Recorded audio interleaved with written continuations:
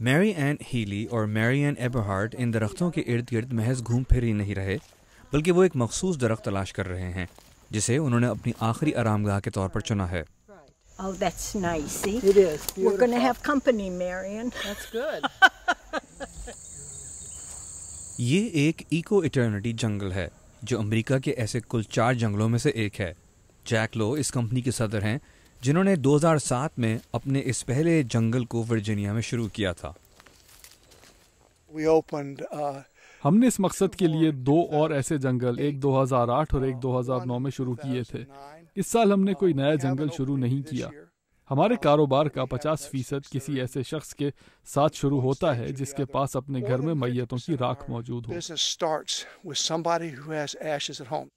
Carol سوٹیل ایسے لوگوں میں سے ایک ہیں۔ ان کے شوہر رابرٹ 1992 میں انتقال کر گئے تھے۔ I had his ashes in my bedroom.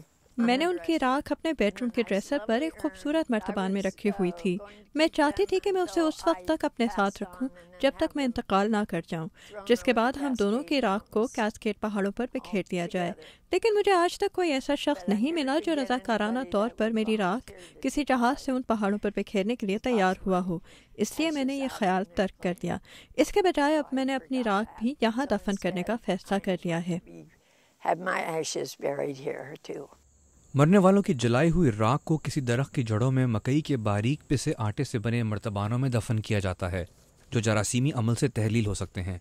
اس کے بعد ان درختوں کی پشت پر راکھ کی شکل میں مدفون عزیزوں کے نام کا ایک کتبہ رکھ دیا جاتا ہے۔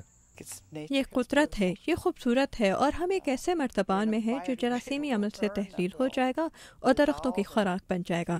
مجھے یہ پورا تصور بہت پسند ہے۔ اس جنگل میں 300 درخت ہیں جنہیں زندہ یادگاریں قرار دیا گیا ہے۔ ان سب پر نمبر لگے ہیں اور ان کے مقام کا پتہ جنگل کے داخلی راستے پر ایک نقشے سے لگایا جا سکتا ہے۔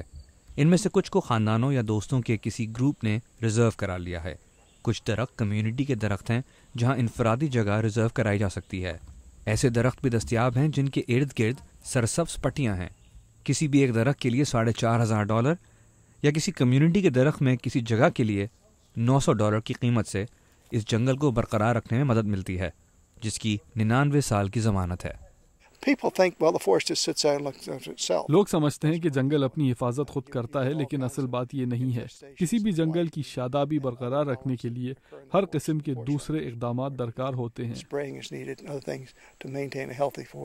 تقریباً 1 ہیکٹر رقبے کی یہ زمین کیمپ ہائی روڈ کا حصہ ہے جو ایک سمر کیمپ ہے اور میتھوڈسٹ چرچ کی ملکیت۔ ریورنڈ رک ڈاسن اس کے ایگزیکٹو ڈائریکٹر ہیں۔ کیمپوں کو ہمیشہ فنڈز کی کمی کا سامنا رہتا ہے اور اس لیے کچھ کیمپ اپنے درخت لگاتے ہیں اور لکڑی فروخت کرتے ہیں۔ ظاہر ہے کہ جب آپ کوئی ایک درخت کاٹتے ہیں تو کسی دوسرے درخت کو اس کی جگہ اگنے میں 30، 40 یا 50 سال لگ جاتے ہیں۔ اس طریقے سے ہم درختوں کی حفاظت کر رہے ہیں اور ہم کیمپ کے لیے آمدنی کا ایک ذریعہ پیدا کر رہے ہیں۔ وہ اس جگہ کے نگراں کے طور پر بہت خوش ہیں۔